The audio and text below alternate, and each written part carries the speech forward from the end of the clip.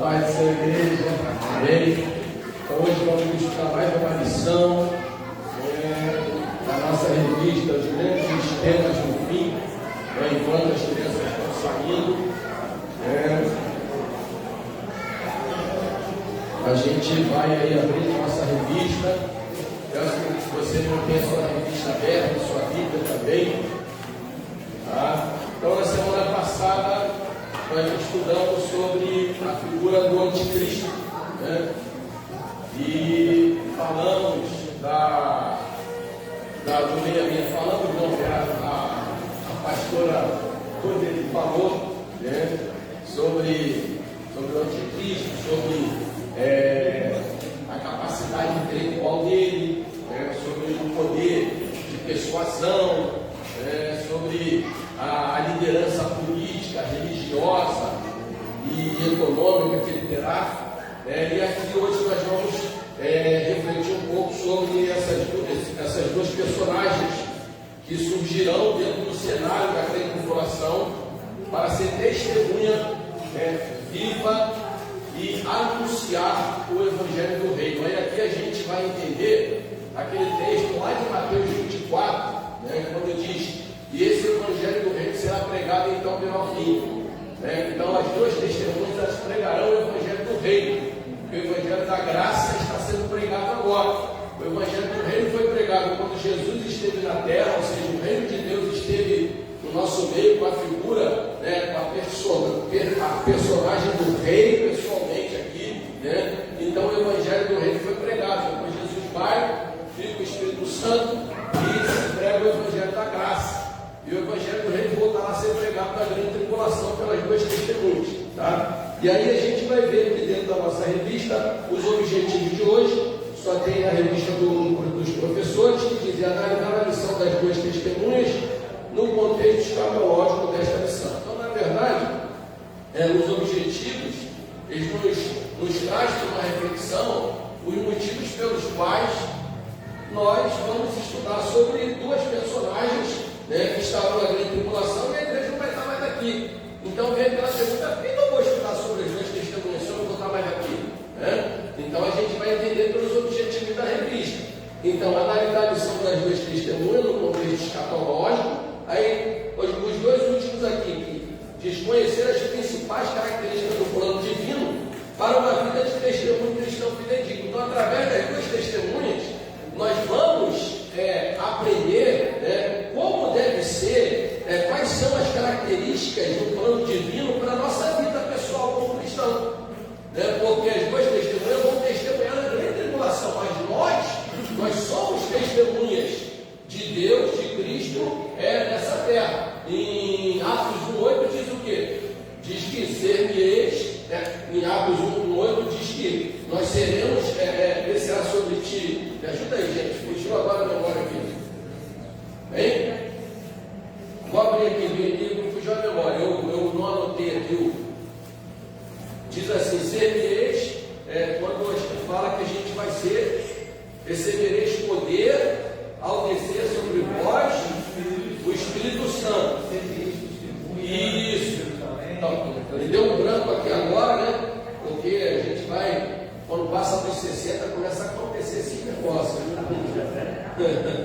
Então diz assim, diz aqui, mas recebereis poder ao descer sobre vós o Espírito Santo, sereis testemunhas, tanto em Jerusalém como toda a Judéia, Samaria, até os confins da terra. Tá? Então, nós somos testemunhas hoje do Evangelho de Jesus Cristo. Só que na grande tribulação, quem será testemunha? Serão essas duas personagens. E a gente vai aprender algumas coisas interessantes aqui também. Conscientizar-se de que uma testemunha fiel e autêntica passa por perseguição até mesmo pela morte, como as duas testemunhas. Então isso aí nos faz refletir sobre, muitas vezes, somos perseguidos por abraçar a causa do Evangelho. Somos perseguidos no trabalho, somos perseguidos às vezes até no meio da nossa parentela, no meio dos amigos, nós somos colocados de lado. Então, isso aí traz uma reflexão para a gente. Só que a perseguição das duas testemunhas serão muito maiores que essa. Embora a gente saiba que em outros países, pelo mundo afora, tem cristãos sendo perseguidos, morrendo pelo Evangelho. Então, nós pega uma água para mim, por favor? Nós no Brasil, nós temos um privilégio, nós somos privilegiados no Brasil, de você poder erguer um templo, né, onde a gente tem conforto, né, onde a gente se reúne a hora que a gente quer, o dia que a gente quer. Tem países aí fora que você não pode fazer isso que nós fazemos aqui. Na China, em alguns países muçulmanos, onde o islamismo domina, você não pode fazer isso, né? Você não tem liberdade para isso. Eu estive recentemente na Turquia, né? Embora a Turquia seja um país laico, né? Eu não vi nenhuma igreja evangélica na Turquia. Eu via muitas torres das mesquitas, ou seja, tem uma liberdade religiosa entre aspas, mas você não pode se reunir como igreja. As igrejas que eu vi lá são igrejas ortodoxas, igrejas católicas ortodoxas.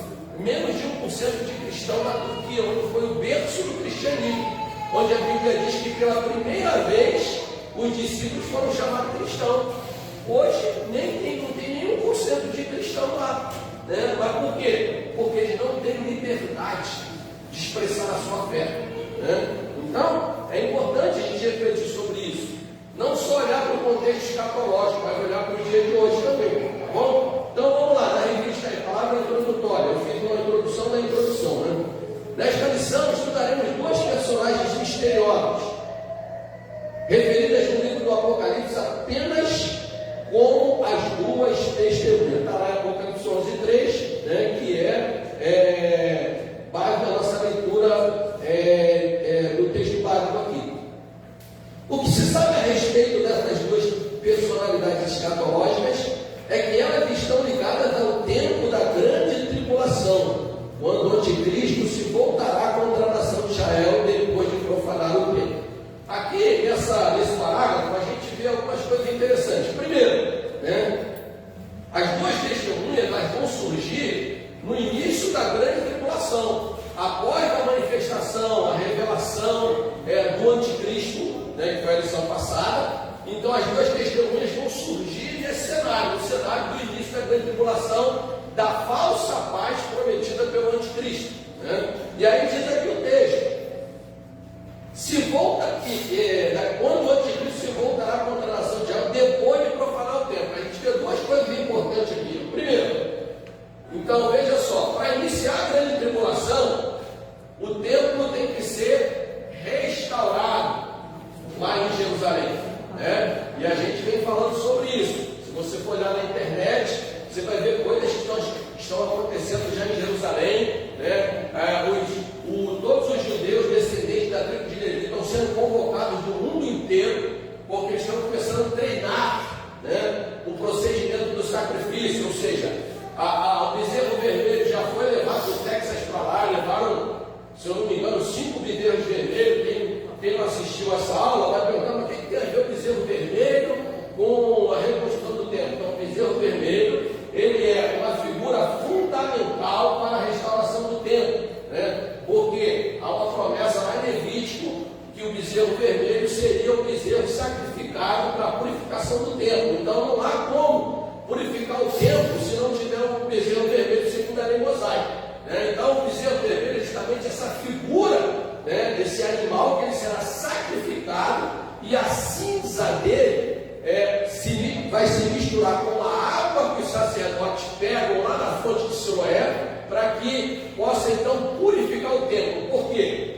Todo o material do templo, dentro de uma concepção judaica, ele está profanado. Por quê? Os homens tocaram nele, então ele precisa ser purificado. Os sacerdotes precisam ser purificados, e cada elemento, né, cada móvel, cada instrumento do templo que está sendo já reconstruído, precisa ser o que? Purificado dentro de uma visão judaica. Então, eu estou trazendo isso para vocês, já está fazendo uma reflexão de tudo que já foi falado, né? Porque tem gente aqui que não estava nas aulas anteriores. Então, veja que depois de profanar o templo, o que a Bíblia fala, né, no livro de Daniel, que o templo será profanado, né? Ele vai profanar o templo. Ou seja, o que é profanar o templo? É pegar coisas pagãs, né, como outros deuses, e colocar no lugar sagrado, tá? A gente está vivendo uma situação aí, hoje, devido à COP30 lá em Belém, onde um espaço, né, onde o centro de convenção da Assembleia de Deus do Belém, que foi erguido para adoração a Deus,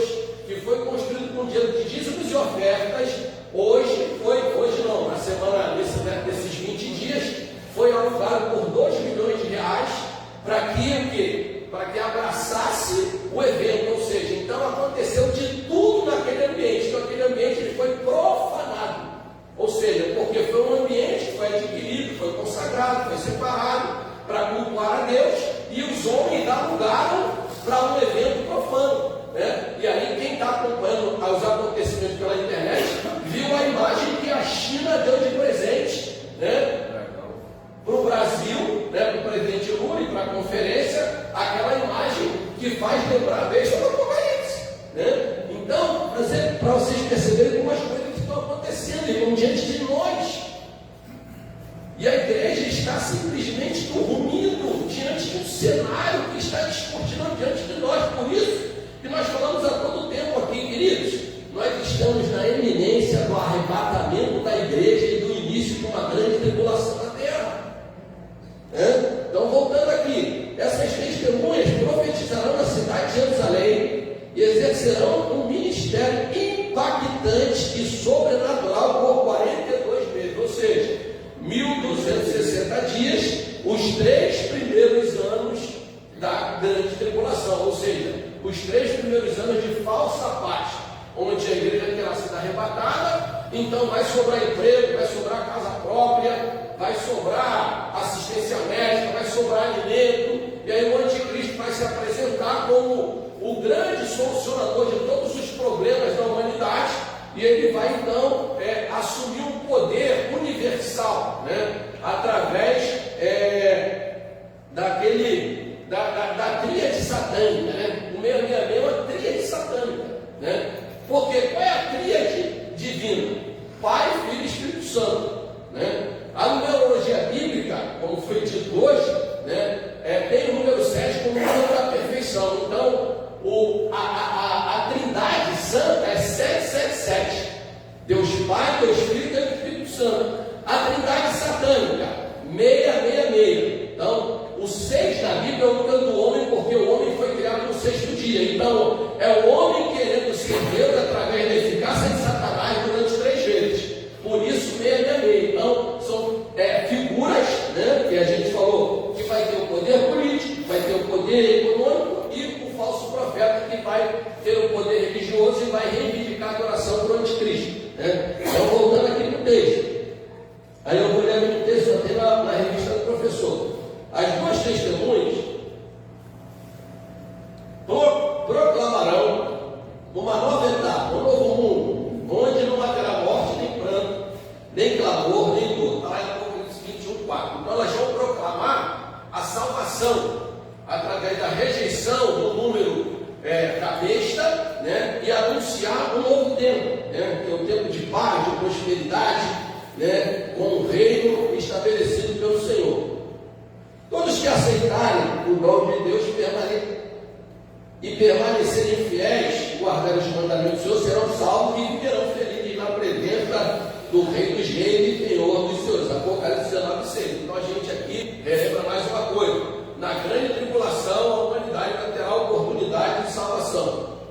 Aí na revista de vocês, logo que terminarem a sua missão, as 2 testemunhas serão mortas pela besta. Olha essa coisa interessante, né? Elas são enviadas por Deus, né, para confrontar, para desmascarar, né, para realmente revelar o poder de Deus, mas diz que o quê? Quando elas terminarem a sua missão, Deus vai permitir com que a besta mate as 2 testemunhas. Ou seja, depois que elas terminarem a missão, isso aqui fica uma reflexão para a gente, né? Porque, irmãos, a gente só vai morrer quando a gente cumprir o nosso propósito de vida na terra. Amém. Entendeu? Ninguém morre antes do propósito. Todos nós morremos depois que nós cumprimos um propósito na terra. Um propósito como pai, como mãe, como avô, como profissional, como servo de Deus, como igreja do Senhor Jesus. Entendam isso, né? Vamos lá. Se alguém tiver alguma pergunta, levante a mão e faça. Pergunta. Tá? Então, se alguém tiver alguma pergunta para fazer, não é para dizer assim, eu acho aquilo, não, é pergunta. Se eu não souber responder, aí eu vou anotar ou vou consultar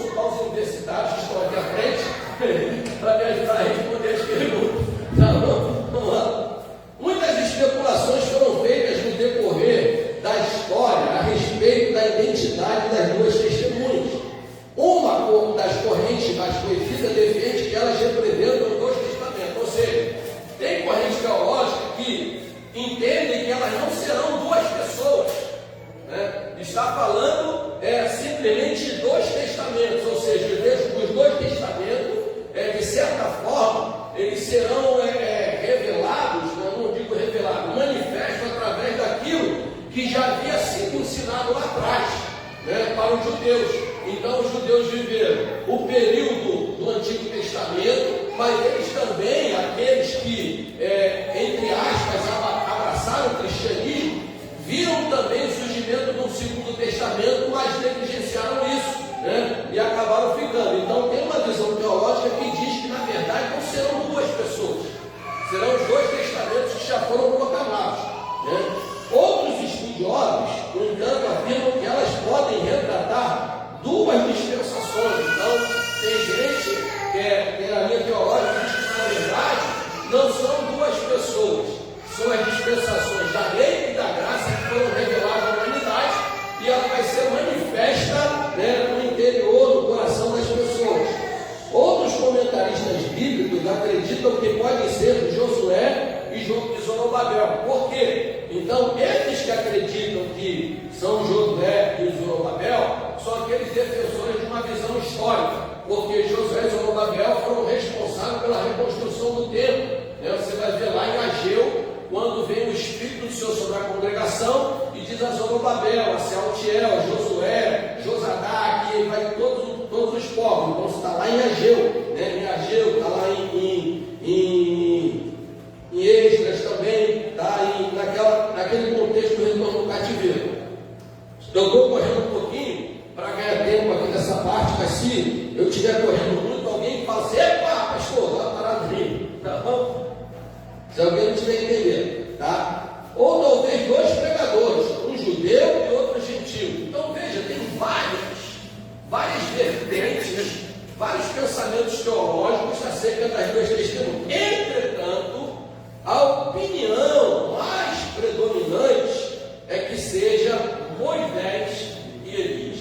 Então, essa opinião que seja Moisés e Elias é baseada em quê? De onde surgiu essa ideia, esse pensamento de que as duas testemunhas serão Moisés e Elias?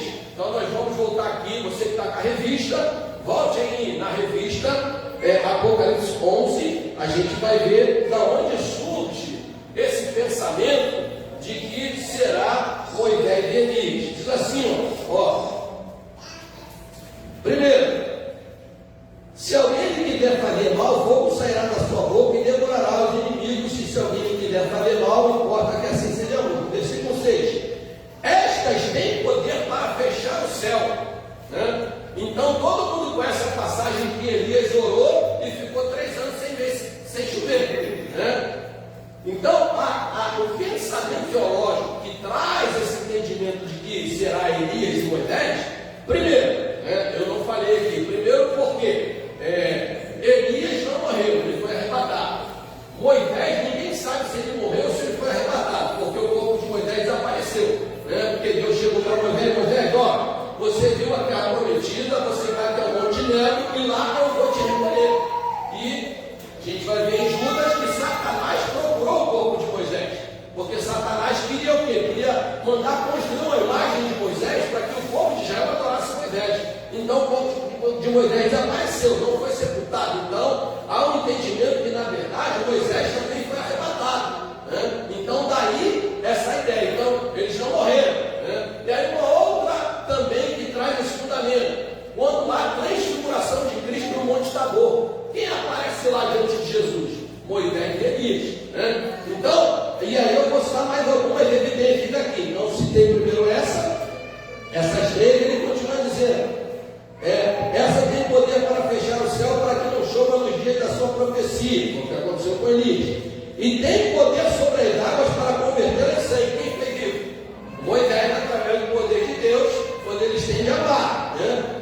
Quantas vezes quiserem. Então aqui, né, lá Elias fez uma vez só, Moisés também uma vez só, mas aqui eles vão fazer isso quantas vezes eles quiserem, quantas vezes forem necessárias, né?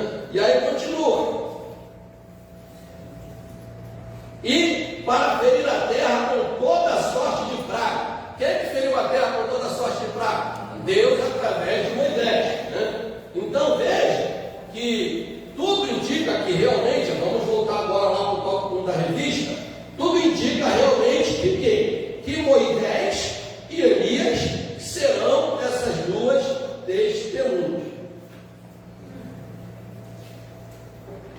1.1 Testemunhas especiais.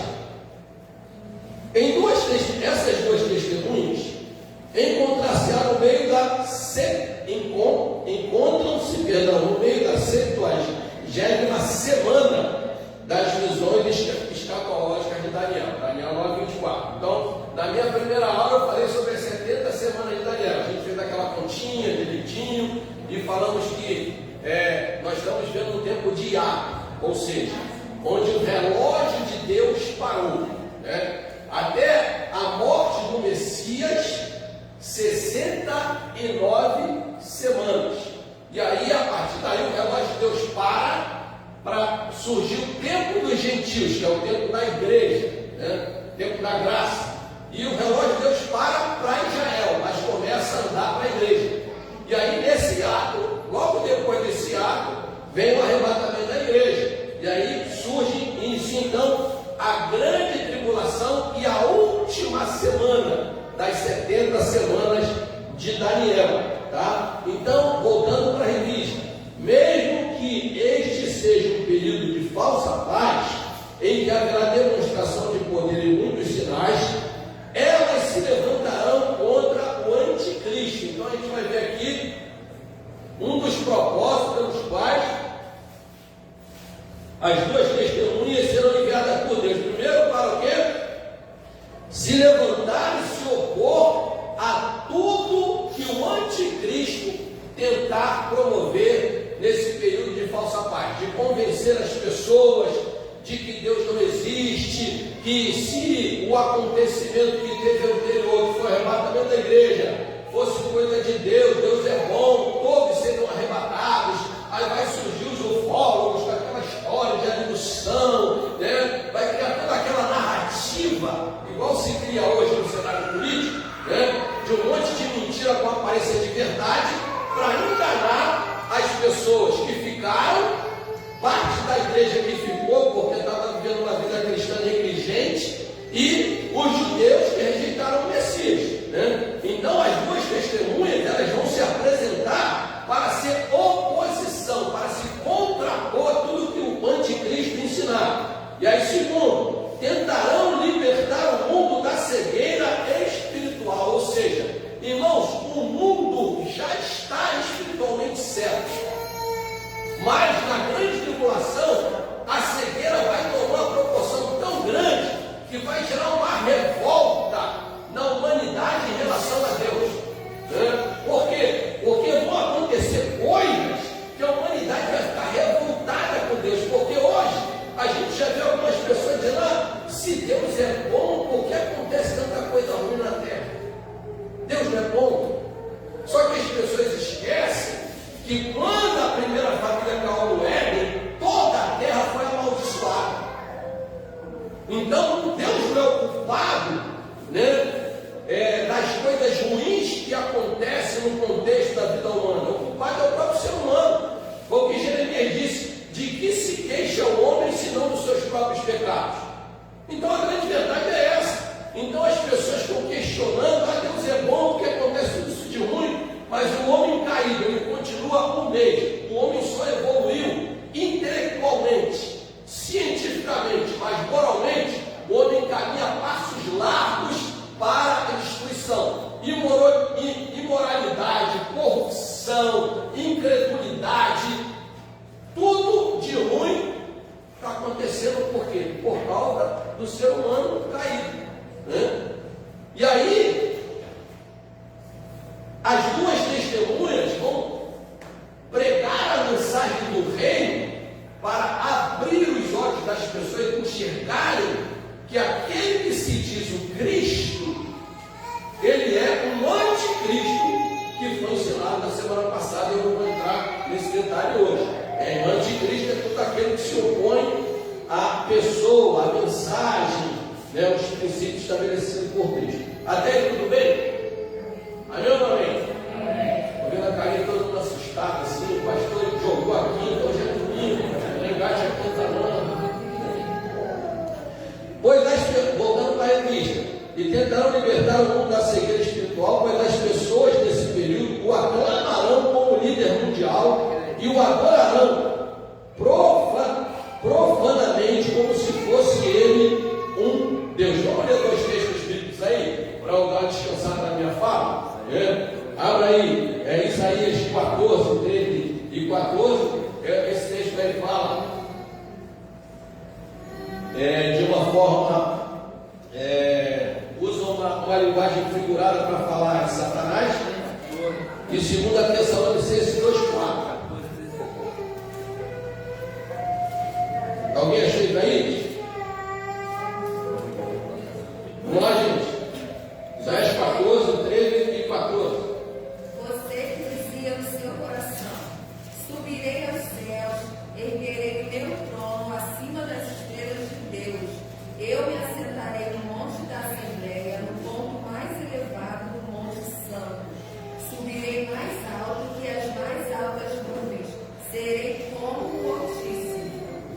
Então o anticristo, que será combatido pelas duas testemunhas, ele vai querer colocar em prática o seu plano que começou lá no céu, quando Deus viu iniquidade no coração dele. Ele quer se colocar como Deus, ocupar o lugar de Deus, receber a adoração de Deus.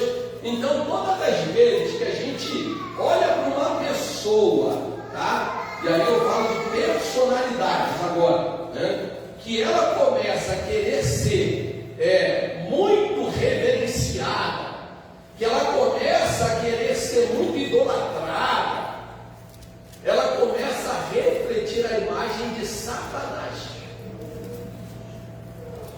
Tá? Então, a gente vê muito isso hoje, culto à personalidade. Eu disse isso. Cuidado com igrejas que a fachada da igreja tem a figura do líder. Não. A fachada da igreja tem que ter figura do líder nem imagem de ninguém.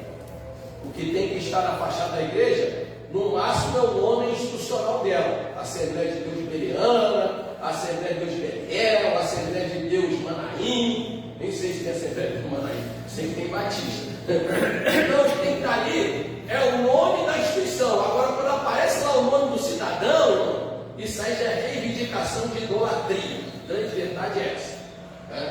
Então, muito cuidado.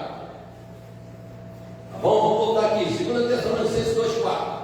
No dia que aparecer a minha figura na porta da igreja, pode sair correndo daqui. Aí eu falo igual o apóstolo Paulo: ainda que um anjo do céu desça pregando outro evangelho, ou eu mesmo, eu seja considerado nada. Já que eu botar uma foto grandona ali, pastor Daniel na frente, venha, eu e Jesus esperamos por você. Eu venho na frente de Jesus, sabe? Não é Jesus e eu esperando, não. Eu e Jesus, ou seja, Jesus segura os cantinhos que eu estou aqui na frente. Então, cuidado, tá? Vamos lá. 2,4. O qual se opõe e se levanta contra tudo que se chama Deus ou se adora, de sorte que se assentará como Deus no templo de Deus, querendo parecer Deus. Então ele vai conseguir persuadir o povo judeu, né, porque ele vai ajudar na reconstrução do templo, né, porque ele já está trabalhando nisso aí, né?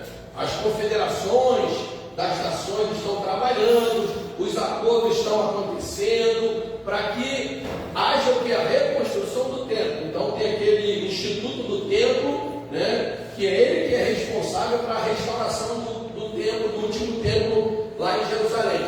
Então tem personalidades políticas do mundo inteiro trabalhando nisso, contra e a favor, né, para que isso aconteça. Então ele vai se apresentar, e depois que o templo estiver erguido, pronto, aí ele vai se apresentar como o Messias, né? E aí, até então, o povo de Israel vai aceitar, mas quando ele pedir para construir uma imagem, aí eles vão lembrar: não farás imagem de escultura, nem adorareis a outros deuses, ou imagem de qualquer homem, animais, do céu, da terra, debaixo debaixo da terra. Eles vão lembrar disso, então eles vão rejeitar o anticristo. E quem é que vai ajudar eles a lembrarem disso? As duas testemunhas. Né? Então vamos continuar. A coligação infernal, que coligação é essa? Né? Um sistema, né? Um sistema mundial, global, que vai trabalhar, né? Para o anticristo. Né? Então essa coligação infernal, que vai ser dominada, né? Dirigida por uma questão política, econômica e religiosa, né? Composta pelo anticristo, pelo falso profeta, pelos demônios e pelas nações ímpias que rejeitam e blasfemam contra Deus, o Deus verdadeiro, Apocalipse 16, 9, formará o único bloco maligno. Você está percebendo, irmãos, que o mundo ele está se tornando um bloco, criando blocos em cada região. Então, cada continente hoje tem um bloco econômico, um bloco político. Então, esses blocos todos, né, eles falam o quê? Daqueles chifres da besta. Né? Então, os blocos das nações. Então, Organização das Nações Unidas está trabalhando com o anticristo, não? Que isso, pastor? Quando eu estava na missão do Haiti, aí cheguei com um amigo meu que era presbítero também, que estava lá na missão, que ele me ajudou muito lá. Aí eu parei em frente ao mastro, que a gente chama um pátio de formatura. Eu parei em frente ao mastro da bandeira. Aí ele falou: olha para esse mastro, vê o que tem de errado nisso aí.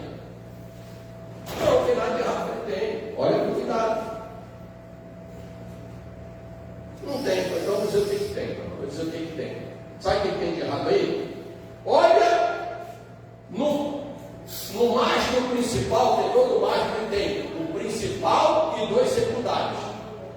Tá? Então isso aí é uma lei geral, global, mundo inteiro. No mastro principal tem que ficar a bandeira da nação, respeitando a soberania daquela nação.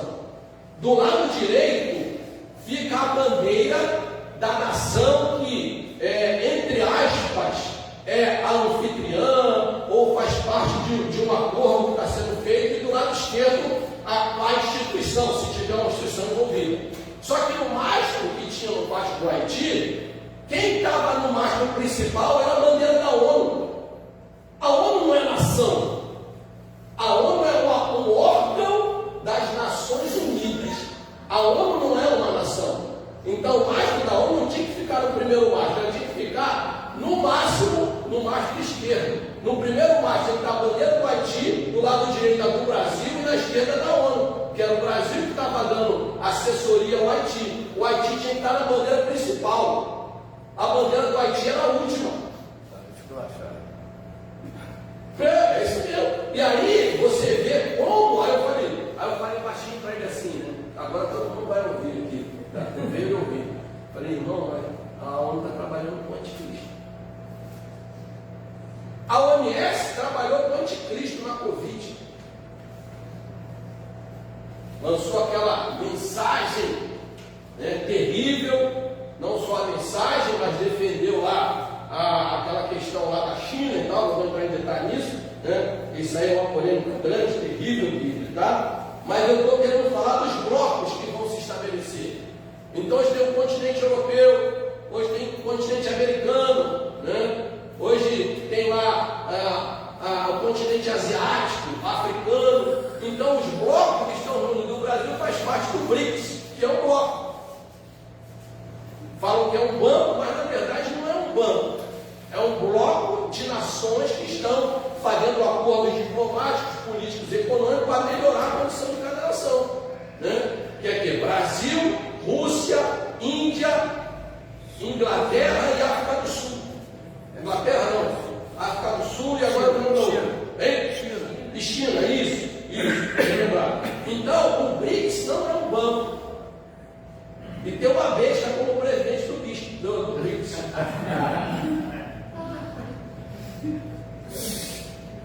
Então vamos lá. Vamos voltar aqui quais são, só para te contar aí. Aí diz aqui. 1.2 Castiçais de oliveiras. No decurso de 3 anos, o meio e meio despontará o fato que comprovará a origem de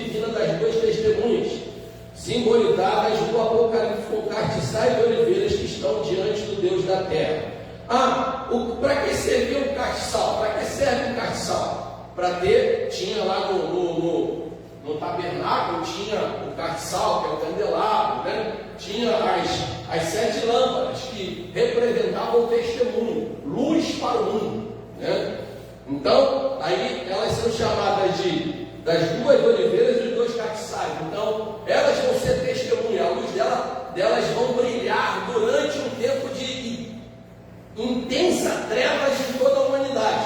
E oliveira é o que? Onde produz a árvore que produz o quê? A azeitona que faz azeite, que é feita o quê? Para unção, para tempero, né? A gente vai ver que elas vão cumprir todas essas tarefas, ou seja, elas serão testemunho vivo e ocular do poder de Deus através da unção dada pelo Espírito Santo. Então, por isso que elas são chamadas de castiçais de oliveiras, tá? Então, vamos lá, vamos correr aqui. Lição é grande. Simbolizadas no Apocalipse, Apocalipse 11:4, né? Está aí no texto que nós lemos.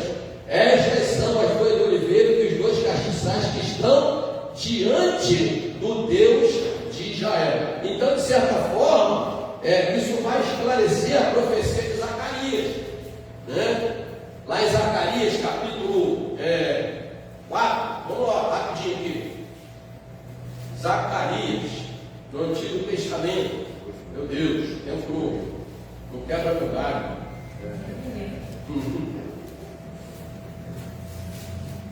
Então, Zacarias, quem achar primeiro aí, por favor? Aqui, Zacarias, capítulo 4, versículo 14. Então ele disse, aqui está falando da visão do candelabro e das 2 oliveiras. Aí diz assim, então ele disse, são os 2 ungidos que assistem junto ao Senhor de toda a terra. Ou seja, as 2 testemunhas aqui na visão que teve lá de Zacarias, eles estavam assistindo tudo diante de Deus, aguardando o momento deles virem à terra cumprir a sua tarefa, né? Então, dentro do pensamento, da ideia de que Moisés e Elias, eles estavam lá aguardando, e estão lá aguardando para esse grande momento, onde eles vão testemunhar e eles vão ter que morrer. Por isso que eles vão morrer depois, né? Então, vamos continuar aqui. Como castiçais deles refletirão a luz divina e iluminarão o mundo, envolto em trevas, como oliveiras, árvore que produz azeitona, de cujo fruto se extrai o azeite, representarão a unção do Espírito Santo. Ungidas, separadas e enviadas pelo Senhor Todo-Poderoso, as 2 testemunhas serão instrumentos vivos da glória de Deus.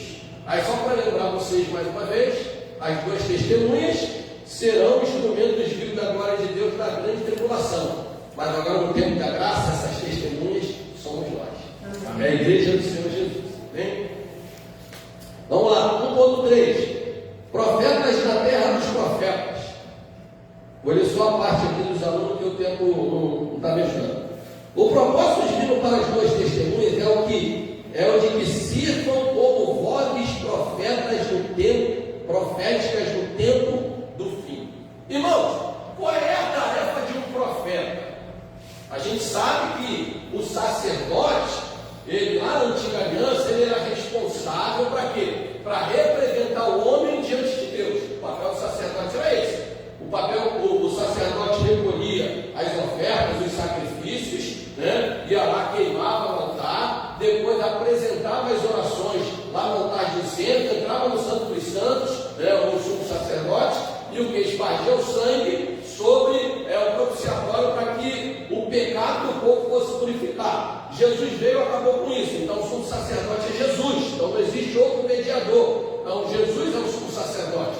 Então o papel do sacerdote era esse, representar o homem diante de Deus. Hoje não temos nenhum homem que nos representa diante de Deus. É importante você entender isso. Pastor não representa a ovelha diante de Deus. A Bíblia diz que cada um dará conta de Deus dará conta a si mesmo, a Deus. Ou seja, cada um de nós vamos dar conta a Deus do que nós fazemos. Mas a Bíblia não diz que o pastor, ele tem que cuidar dos ovelhas, ele vai dar conta se ele não cuidar das ovelhas. Ou Mas ele não vai prestar conta daquilo que ele mandou a ovelha fazer, a ovelha não fez. Entendeu? Então, o papel do pastor é o quê? É alimentar, é orientar, é sarar as feridas, é ter uma patinha quebrada. Eu tive agora uma fazentinha, o meu neto, e aí chegou o momento lá das ovelhas. As ovelhas, ninguém chegava nas ovelhas. Todo mundo ia, todos os animais. Quando nós chegamos nas ovelhas, deu para perceber que ninguém quase não ia lá, por quê? Os animais não queriam mais receber comida, eles tinham comido bastante, porque a gente compra uma cestinha assim, que vem com latinho, que vem com cenourinha, vem uns grãozinhos de milho e tal, para a gente. Chegava nos bichos, todo mundo já tinha comido, já pra caramba, todo mundo que passava ia lá comida. Irmão, quando nós chegamos nas ovelhas quase avançou na gente. Porque ninguém chegava nas ovelhas, ninguém estava preocupado com ovelhas. Isso é uma mensagem para a gente hoje. As ovelhas estão famintas e ninguém quer dar alimento para elas. Aí quando eu cheguei lá, a minha filha falou: vai lá, pai, o bom pastor dá comida para suas ovelhas. Sabe? Então é isso, gente. Então é isso, né? E aí o profeta, qual o papel do profeta? O papel do profeta não é ficar adivinhando nada, é denunciar o pecado. O profeta não fica adivinhando nada. O profeta não é adivinho. Tá? O profeta não é vidente. O profeta denuncia o pecado. Toda profecia ela tem três propósitos: exortar, edificar e consolar. Só que os profetas de hoje, desculpe falar aqui, mas hoje tem uma série de profetas hoje que se tornaram feiticeiros do Evangelho. Tá? O cara diz que está vendo alguma coisa que não está vendo nada, que não tem propósito naquilo, é só para massagear a ego das pessoas e tirar dinheiro do povo. Tá? Eu chego aqui e falo: olha, eis que vejo lá fora um Nissan Prata. Placa LMP 6A01, que é o dono desse Nissan aqui. Aí vai aparecer o dono que está no estacionamento da igreja. Ou o cara está com um ponto no ouvido, ou alguém já deu para ele anotado o papel de alguns carros que estão lá fora, para quando ele chegar e falar isso, que é o dono daquele carro, ele já levanta um inocente, coitado, que comeu a isca. Ah, sou eu. Assim diz o Senhor. Deus não está dizendo nada. Já foi feita uma pesquisa na internet. E aí depois o cara vai falar: ó, você tem que dar uma oferta de tanto aí. Irmãos, é uma coisa de doido. Estão vendendo a salvação, estão voltando lá dentro da Idade Média, onde as cartas de indulgência eram vendidas. Você quer tirar teu parente do purgatório? Um pedaço de terra no céu é muito caro, hein? Então, como diz lá, o tiritário da moeda do gasofilácio era o momento que a alma saía do purgatório. Aí hoje é o contrário, quando você entrega o envelope. Por isso que a gente que não vincula a oferta com cura, com nada disso. Você oferta, você dizima, porque você é o mordomo de Deus, o abençoado de Deus, e aí Deus vai te abençoar porque você está sendo fiel e honrando Ele. Mas você pode ir, irmão, faz a fila aqui, ó, oferta de R$1.000, de 500, de 5.000. Eu não estou dizendo quando se faz uma oferta alçada, tá? Para edificação de um templo, não estou falando isso. Porque existe a oferta alçada na Bíblia. Né? O que é uma oferta alçada? É uma oferta que ela tem uma alça. Ela está vinculada a um propósito específico. Nós vamos comprar uma propriedade. A igreja não tem dinheiro. Irmão, vamos fazer uma campanha para levantar um recurso para comprar essa propriedade. É diferente. Agora eu estou falando assim: quem quer ser curado aqui, vem aqui na frente. Câncer é 5.000.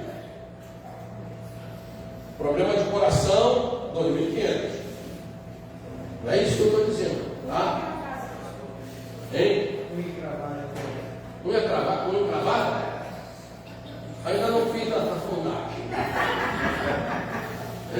Então, queridos, vamos voltar aqui, mas o tempo não espera.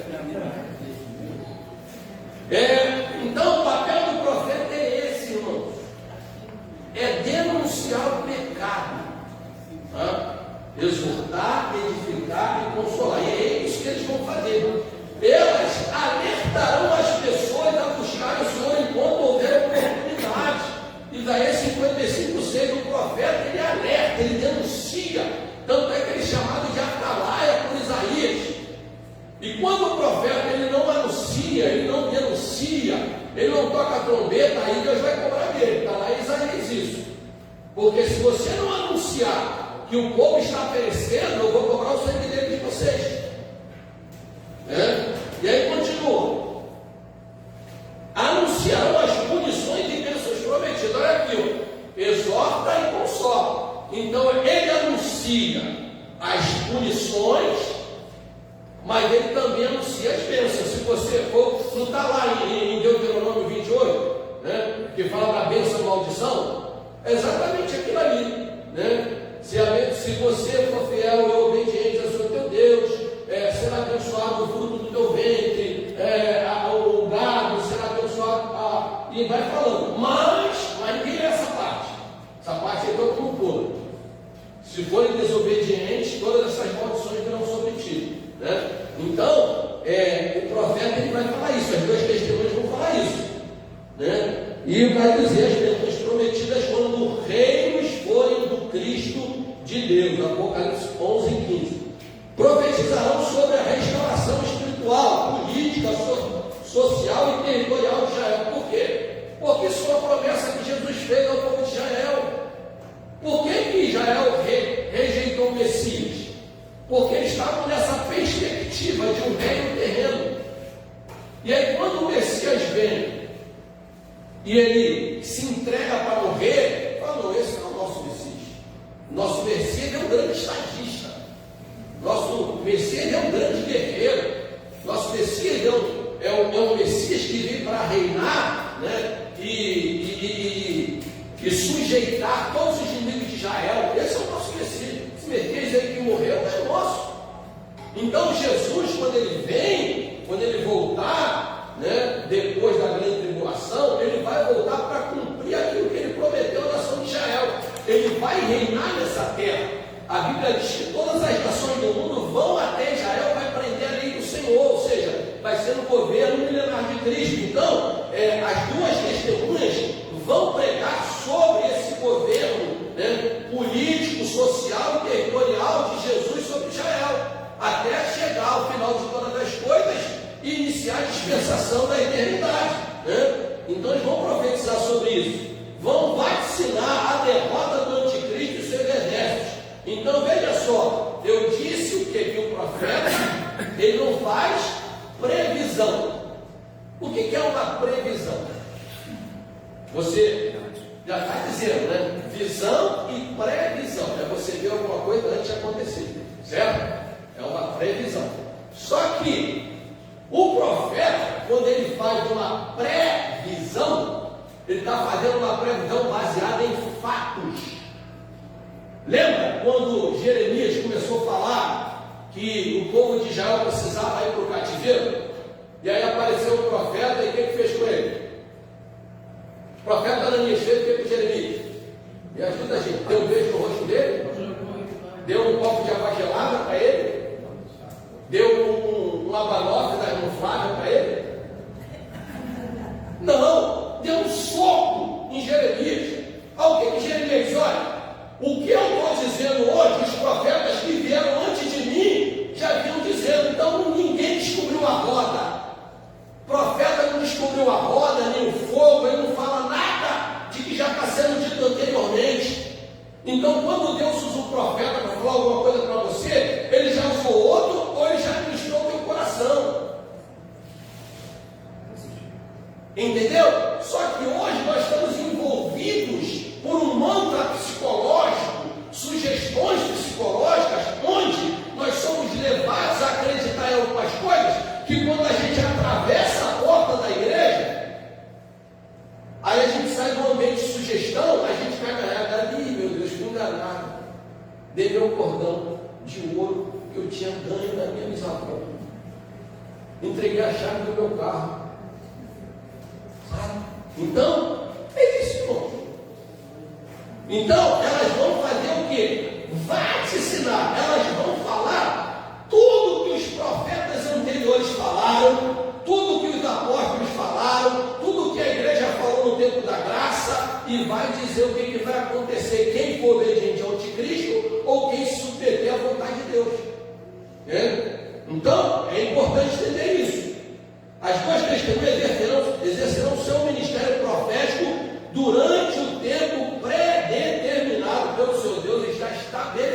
tempo. Qual o tempo? 3 anos e meio. 3 anos e meio que eles vão profetizar. Né? A vestimenta significativa. Aí vamos lá, vamos voltar aqui para o texto. Diz aqui, que eles vão. Cadê? Onde é que está a roupa? Logo no. Profetizarão por 1260 dias vestidos de pano de saco. Eu já disse aqui em outras oportunidades, pregações, né? Por favor, Fabinho aqui. Que as vestes sempre traziam um simbolismo, né? E aí, a veste de pano de saco, que é um tecido grosseiro, fabricado com pelo de bode, eram utilizadas por aqueles que pranteavam, ou seja, um momento de choro, um momento assim de indignação, um momento de humilhação. Você vai ver isso, né? Jacó, em Gênesis 37:4, ele passa por esse processo, né? Quando ele tem aquela experiência do anúncio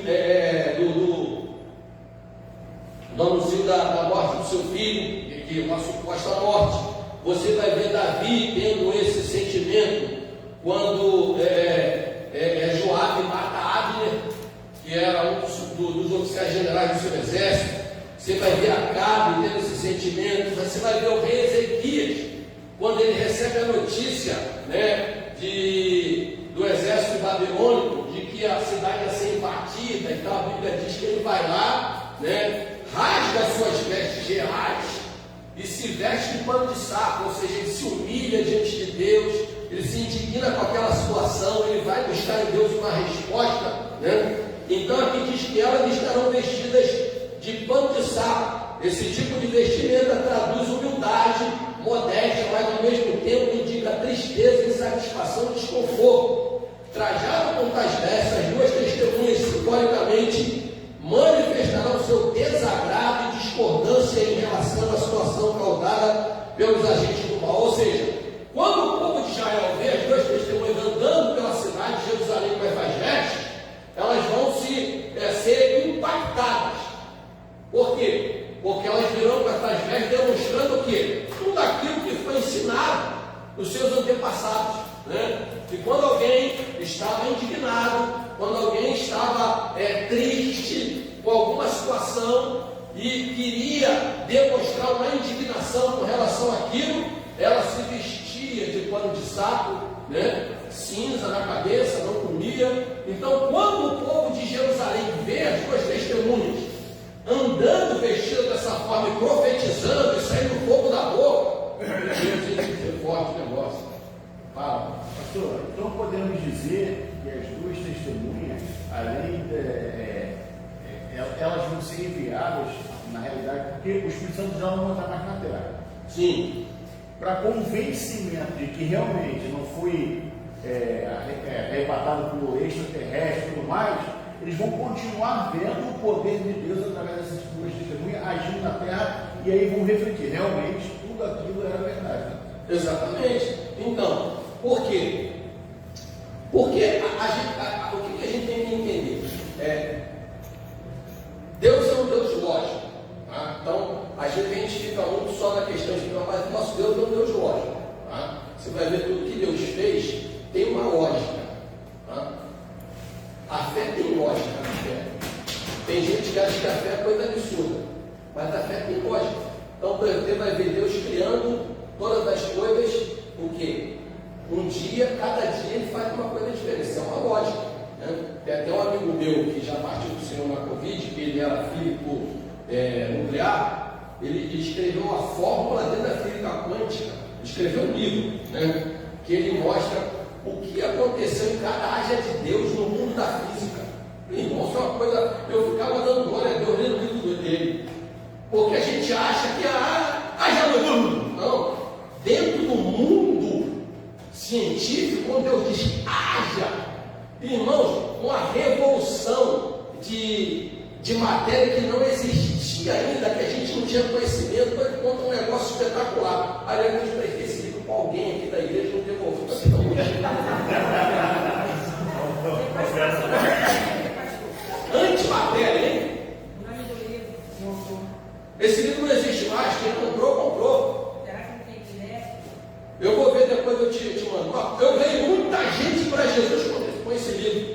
Ele só pregava para cientista e ufólogo.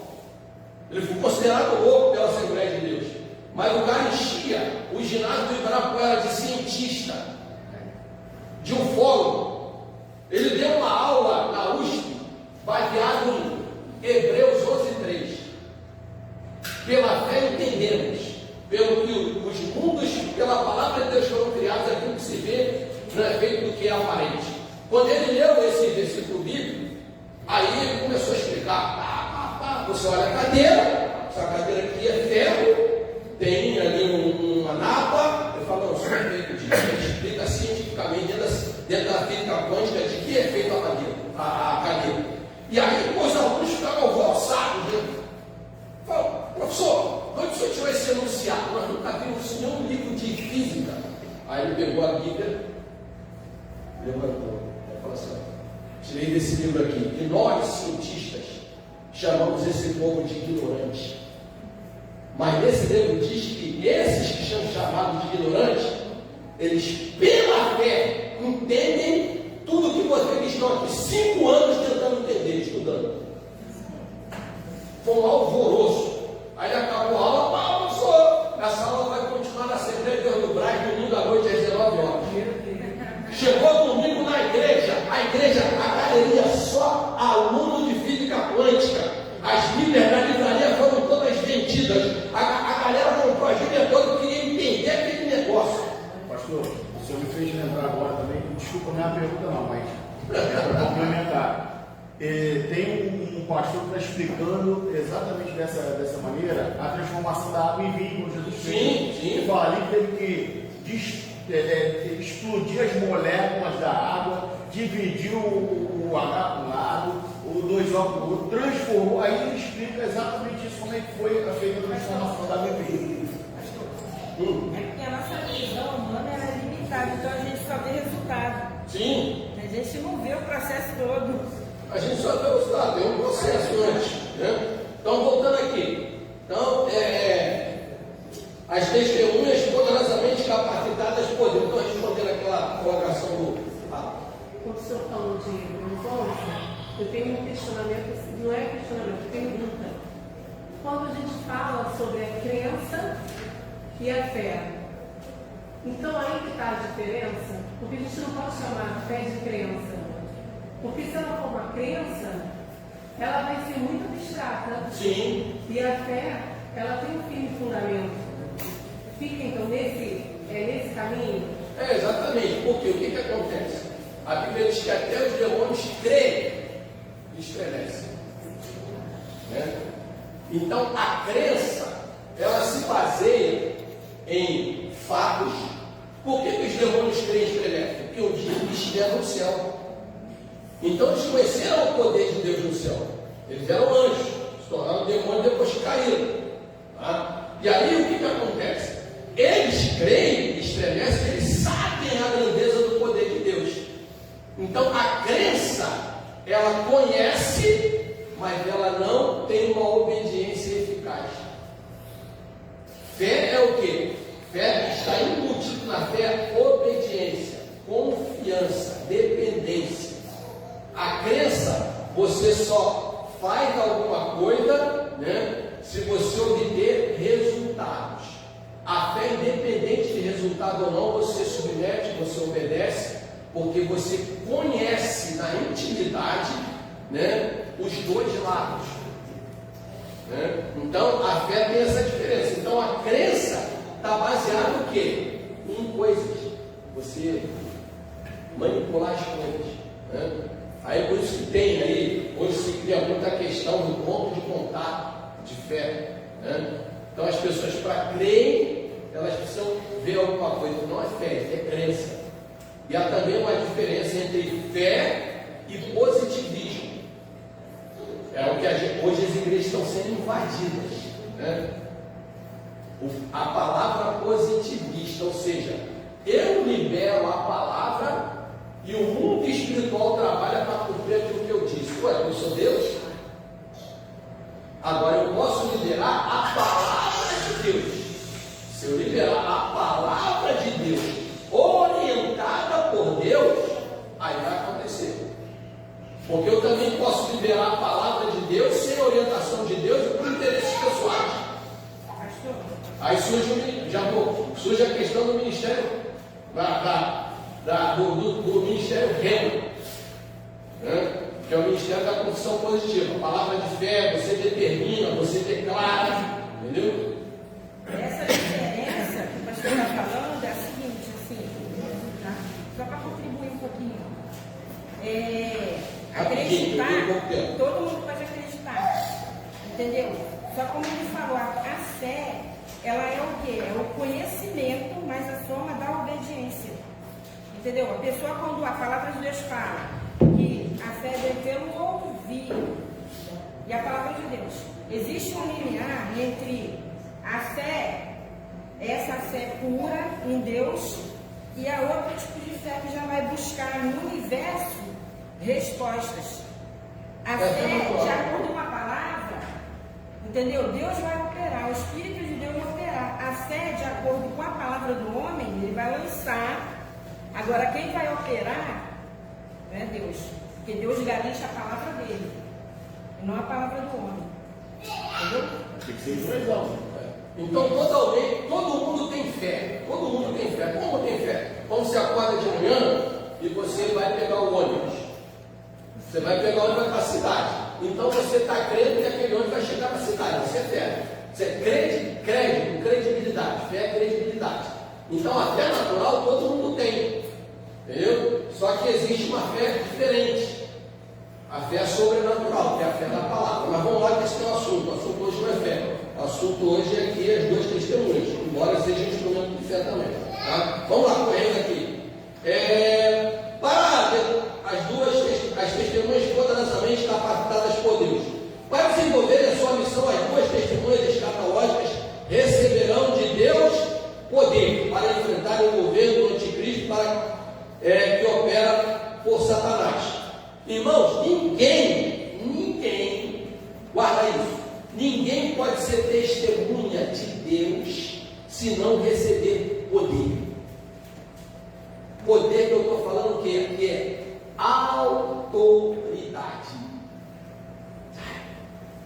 Por isso que quando Jesus disse, quando lá em Atos diz que o que? Recebereis poder ao descer sobre vós o Espírito Santo. Ninguém consegue ser testemunha sem o poder de Deus.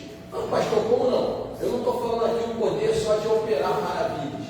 Eu estou falando a autoridade de falar no nome de Jesus. Tá? Lembra daqueles filhos de céus?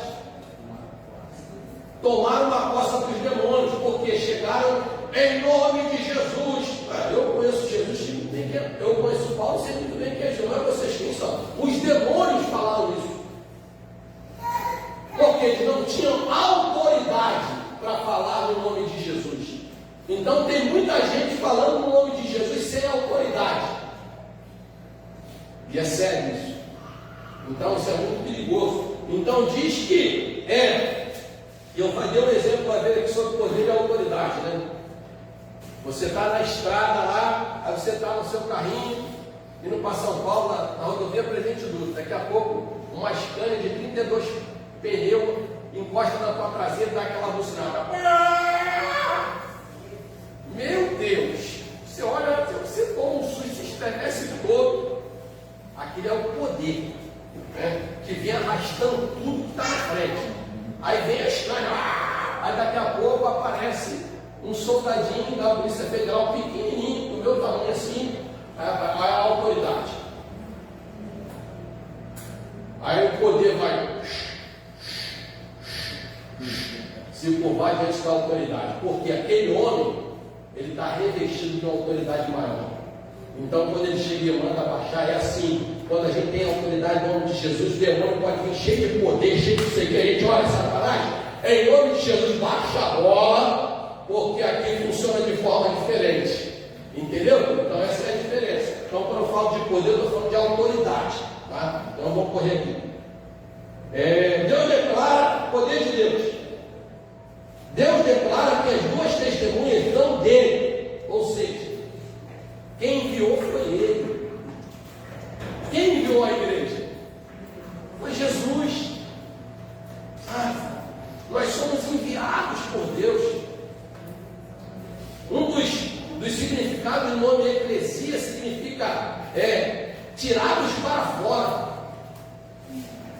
Nós somos enviados de Deus. Então, continuando. São deles, minhas. Eles são meus.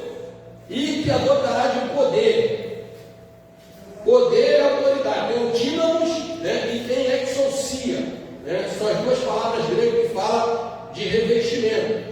Como a Moisés e Eli. Daqui as duas testemunhas, elas estão revestidas das duas coisas. Exousia e dínamo. Poder fala de explosão, né? A fim de que possam comprovar suas profecias e executar em última instância seus planos eternos. Ou seja, eles vão executar o plano de quem? O plano de Deus, e não o plano delas. Isso não foi o plano delas, é um plano de Deus. Durante 3 anos e meio, duas personagens escatológicas serão imbatíveis, poderosas e invencíveis. É o que eu disse. Irmãos, enquanto a gente está cumprindo um propósito de Deus, nós somos imbatíveis, nós somos invencíveis e somos cheios do poder de Deus. A igreja está cumprindo uma missão, uma tarefa na terra. Então não adianta, pode vir quem for, pode levantar quem for. Quando eu falo de igreja, eu não estou falando do CNPJ, eu estou falando do corpo místico de Cristo, que é a reunião dos santos lavados, remidos pelo sangue do Cordeiro em todo o mundo. Essa igreja, a igreja universal, eu não estou falando da igreja universal do Reino de Deus, estou falando universal de todos os crentes do mundo. Essa igreja, ela é imbatível, ela é poderosa e ela é invencível. O diabo não vai parar o avanço da igreja. A igreja é triunfante, ela vai chegar no propósito pelo qual Deus estabeleceu ela. Entenda isso, queridos. A manifestação do poder de Deus, obras maravilhosas, frutos do incomparável poder do Senhor, aparecem em todo o texto bíblico. Lembremos-nos de algumas delas. Então aqui está falando do dínamos, né? Do poder de explosão, de dinamite, né? Fala para o irmão assim: você é uma explosão nessa terra. Irmãos, lembra quando os cristãos chegaram naquela outra região? Quem são estes que estão alvoroçando o mundo? Sabe? Onde você chega tem que alvoroçar, tem que fazer barulho. Testemunho de Deus tem que fazer barulho, mas barulho bom, né? Tem que fazer barulho, irmãos. Eu estava falando aqui com o pastor William, do pessoal do irmão, se acontecer dentro do Belém lá, os pozinhos do Daniel Beck lá, deve estar se mexendo todo. Pô, caramba, lutamos tanto para montar a igreja lá. Nós viemos da Suécia e viemos para cá e agora está lá, tá? Isso aí é uma conjectura. O pastor não assim, o pastor agora é herege agora. Estou aqui tentando fazer uma ilustração. Um trabalho duro que foi feito agora está sendo destruído. Por quê? Por causa de sede de poder e vaidade. Sabe? Poder, vaidade, dinheiro. Foi o que tentaram derrubar Jesus. E a igreja está caindo nesse laço. Sabe? Não estou falando que dinheiro não, tá? Nessa terra, o dinheiro responde muitas coisas. O problema não é o dinheiro, o problema é o amor ao dinheiro. Mas a gente deve fazer tudo com dinheiro. Esse é o perigo.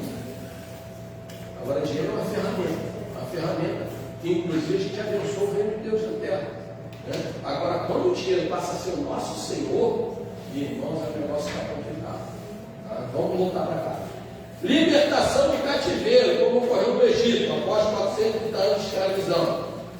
E prisões, libertações de prisões, como aconteceu ao apóstolo Pedro, Atos 12:10. Aniquilação dos inimigos de Deus e de todos os que se levantam contra a sua obra. Provisão de alimentos, né?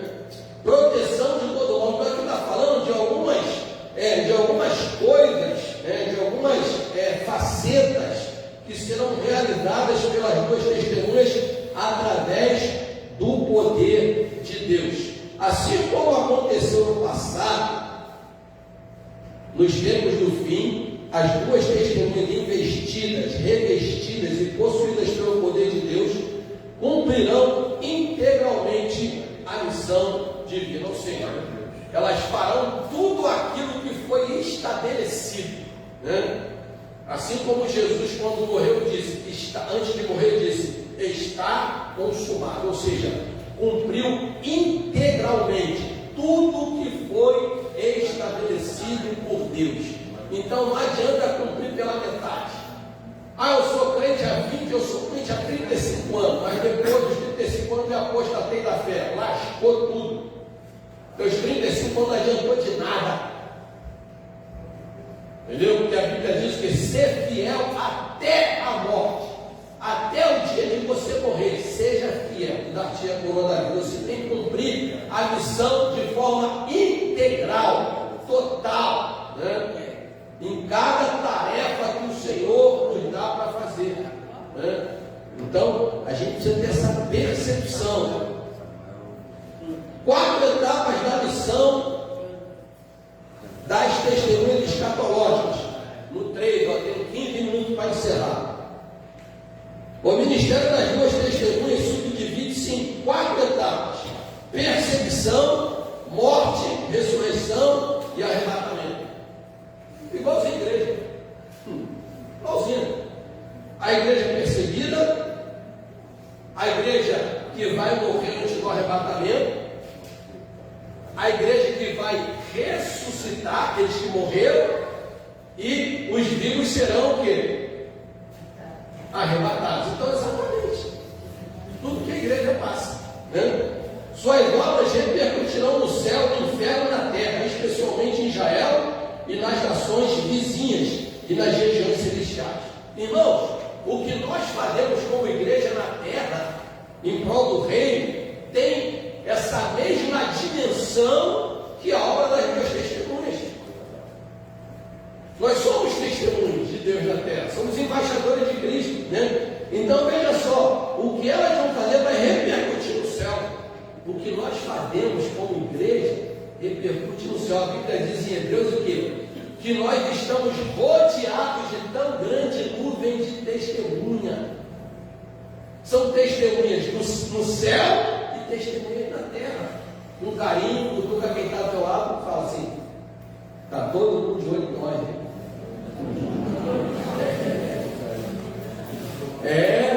Quando tu vem para a igreja e tu olha para o vizinho da frente, a cortininha abre assim, lá vai ela de novo.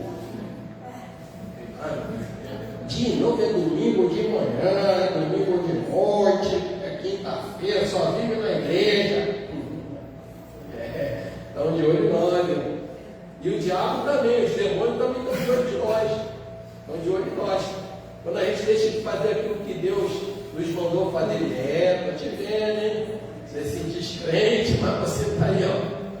E os anjos também estão de olho na gente, estão torcendo por nós lá no céu. Pai, campeão, eu sou contigo. Deus é contigo, vai lá. Qualquer coisa, o Senhor me manda aí para te ajudar.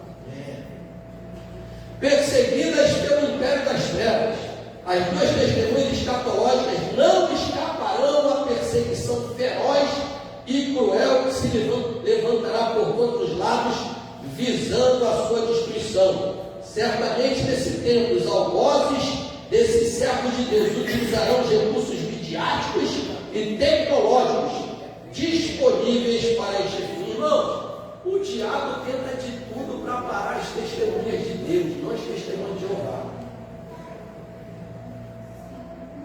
Testemunhas de Jeová já estão paradas, já não tem. Mas as testemunhas de Cristo, de Deus, não param. Diz que ele vai usar e vai fazer de tudo. Acontece a mesma coisa com a igreja. O diabo faz de tudo para nos impedir de cumprir o propósito da nossa vida. Você quer vir para a igreja, ele vai lá no seu vídeo, vai fazer o que lá? Está cansado, semana toda de trabalho.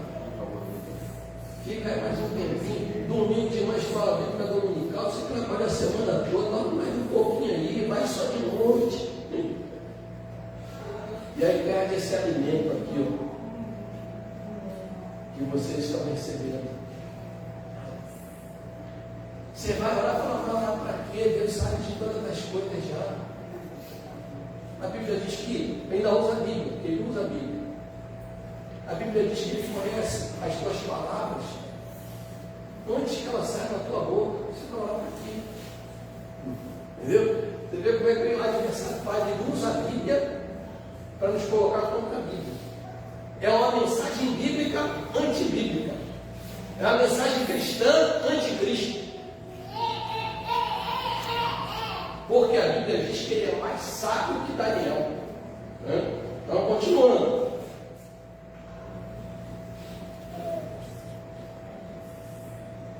Mortas pela besta, o anticristo. Ao fim de 3 anos e meio, o ministério público das duas testemunhas terá fim. Neste momento, o anticristo fará guerra ao santo. Ou seja, quando ele for desmascarado, porque enquanto ele estiver ali, ó, no saltinho alto, todo mundo ali reconhecendo ele e tal, mas no dia que as duas testemunhas desmascará-lo, aí ele vai revelar quem ele é.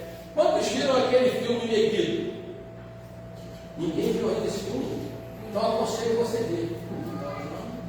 Mas não deixa a criança ver não, tá? Aquele negócio é terrível. Megiddo. É um filme muito antigo. É Megiddo. Que fala todo o período da grande tribulação e tal, que é um momento que, vou dar um spoiler aqui só para você se interessar. Ele tem a figura de um homem político, estatista, o cara fala bem e tal, mas quando ele é desmascarado, aí tipo assim, ó, rasga aquela capa e aparece o bodezão ali. Né? Mas vai ser isso que vai acontecer. Porque quando nós desmascaramos Satanás, aí ele se revolta contra nós. Enquanto a gente está fazendo as coisas tentando descobrir o que é ele fica de boa ali, todo bonitinho, dizendo que está te ajudando, mas quando tu fala assim, estou te vendo, hein? Estou vendo teu chifre escondido aí ele se revolta. Né? Então, ao fim de 3 anos você não morre. O anticristo fala guerra aos santos, Daniel 7:21, e os vencerá. Irmão. Por quê? Porque teve uma missão. E os vencerão na terra, celebrarão a morte dos mensageiros de Deus e trocarão presentes. Ou seja, irmãos, o inferno ele celebra quando ele vê um crente caído, quando ele vê um crente morto. Ele celebra achando que ele venceu. Não foi assim com Jesus? Né?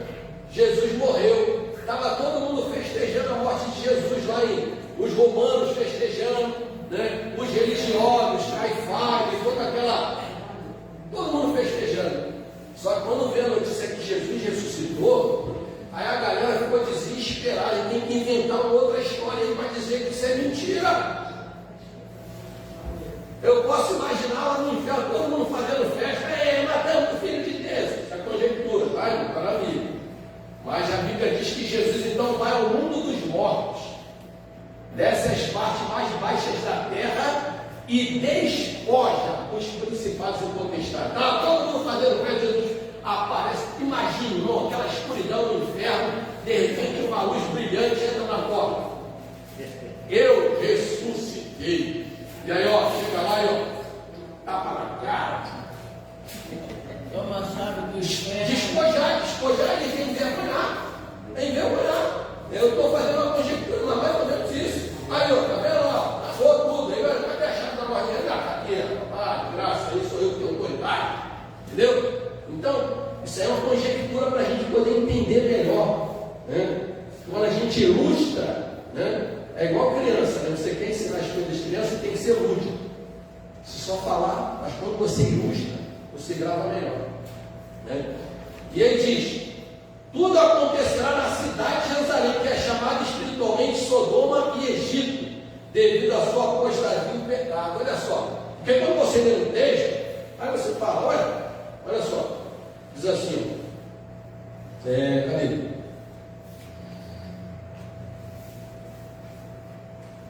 Me ajudem no texto aqui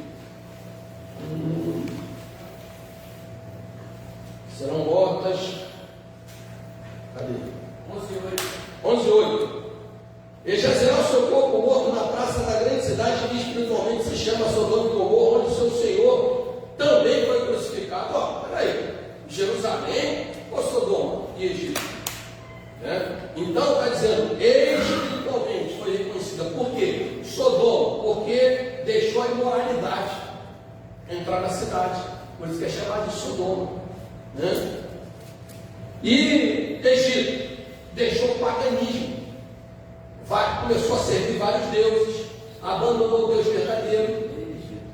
Por isso que fala que é espiritualmente conhecida como Sodoma, né? E como Egito. A gente está vendo isso acontecer nos dias atuais.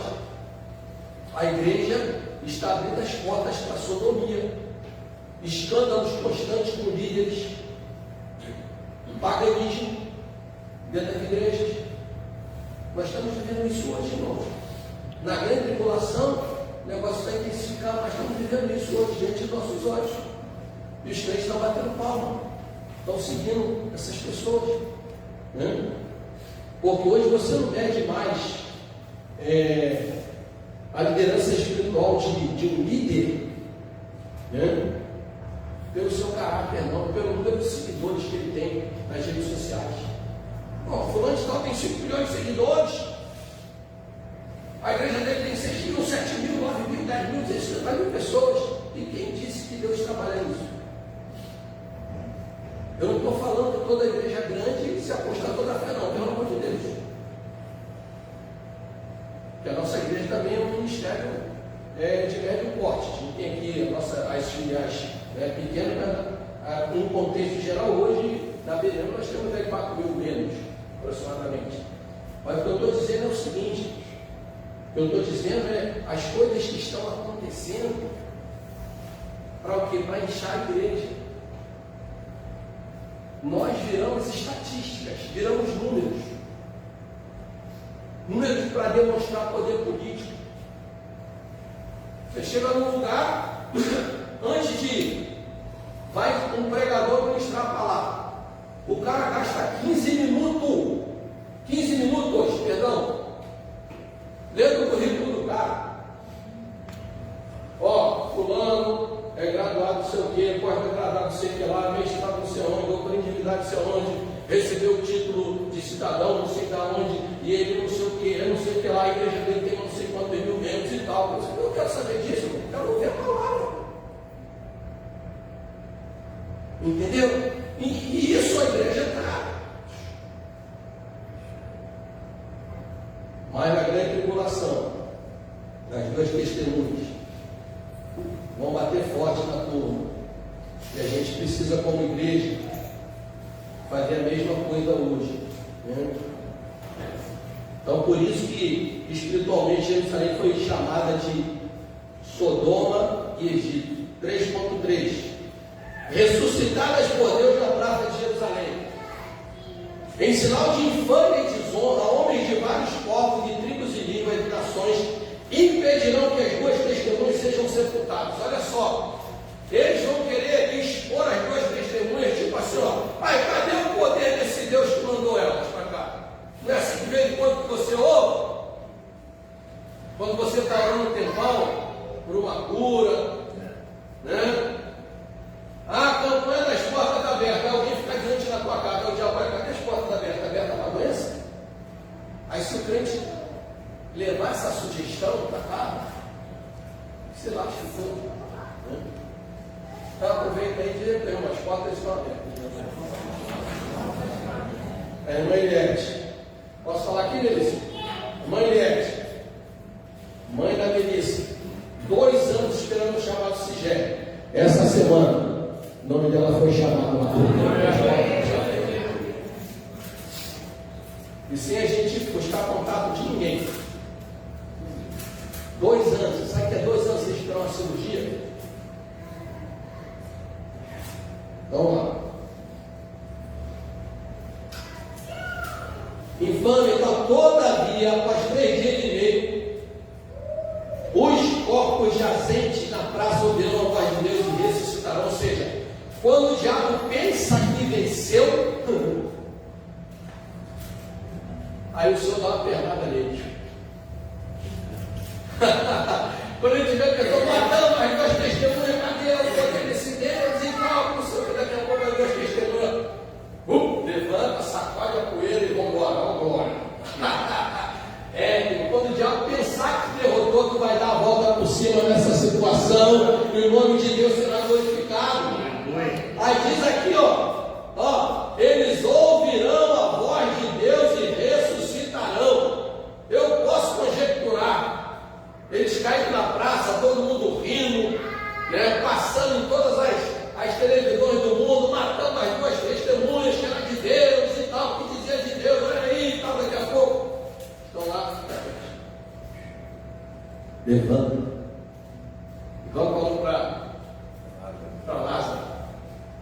Levanta e glorifica o meu nome.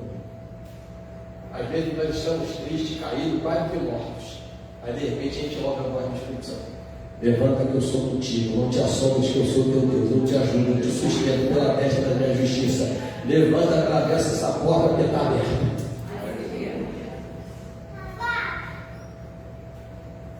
O texto bíblico diz ainda, né, o impacto desse acontecimento confundirá o mundo. Naquela ocasião, as pessoas testemunharão. Haverá um terremoto que abalará a cidade. Os sobreviventes, muito atemorizados, darão glória ao Deus do céu. Olha só o que vai acontecer com a morte e a ressurreição das duas testemunhas. Ó, as pessoas vão falar disso. Tudo quanto é lugar. Chegar na padaria para comprar pão, você viu? As duas testemunhas ressuscitaram. Chegar no shopping, comentaram no shopping do pessoal que está lá na grande tribulação. As duas testemunhas ressuscitaram. Deus ainda está nos dando uma oportunidade. Vai ser forte o negócio, irmão. O terremoto vai abalar a cidade. E os sobreviventes darão glória a Deus. Não foi o que aconteceu com a ressurreição de Jesus? Quando Jesus ressuscitou, se espalhou testemunho, ele ressuscitou, começou pelas mulheres. Aí quando as mulheres começam a falar, irmão, aí todo mundo toma conhecimento. Né? Quando a mulher começa a falar, filho, todo mundo conhece. A mulher fala 6.000 palavras por dia, dizem isso aí. Mas tem umas que falam 12. E aí testemunharão. Haverá um terremoto. Houve um terremoto quando Jesus ressuscitou? Mesma coisa. E quem estava vivo? Deu glória a Deus. Arrebatados ao céu. Deus chamará as duas testemunhas ao céu e elas subirão em uma nuvem sob os olhares perplexos dos seus perseguidores. Olha que glória. Esse evento corroborará o arrebatamento dos mortos salvos que ressuscitaram e foram arrebatados ao céu, junto com os salvos vivos transformados, para encontrar-se com o Senhor Jesus. Ou seja, há um link, né, entre esses acontecimentos. Conclusão: durante a grande tribulação, 2 profetas do Senhor se levantarão entre os homens, dando mostra de seu imenso poder para julgar o mundo, destruir Satanás e desmascarar o erro. Eles levarão ao reino do anticristo desassossego, perturbação e derrota. Então, que nós como igreja, nos dias atuais, como testemunha de Cristo, revestido do poder do Espírito Santo, e nós possamos deixar o mundo das trevas desassossegar, perturbado e derrotado, em nome de Jesus. Amém? Amém.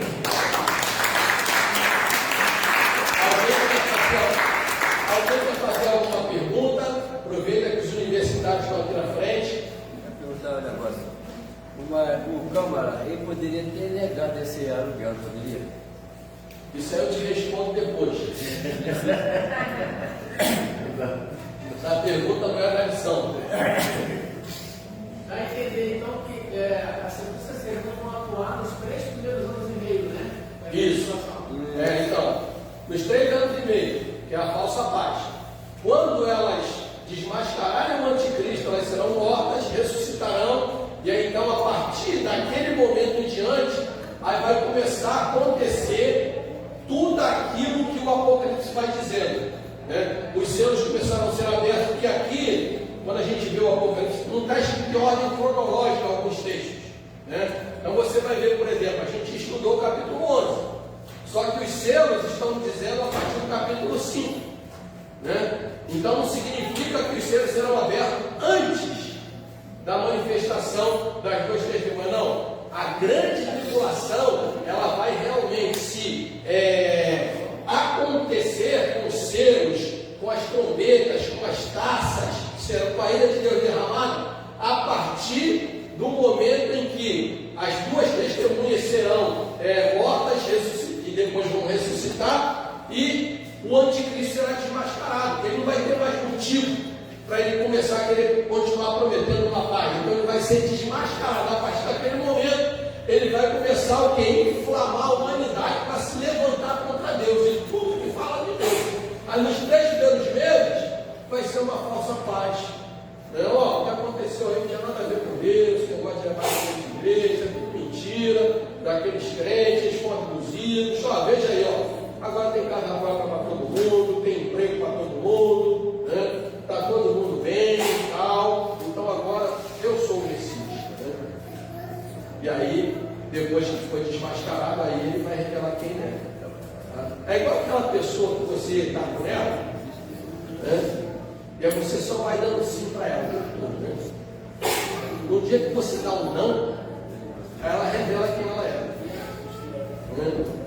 É mais ou menos isso. Tá? Então aí depois que as pessoas não forem mortas, ressuscitadas aí no lugar já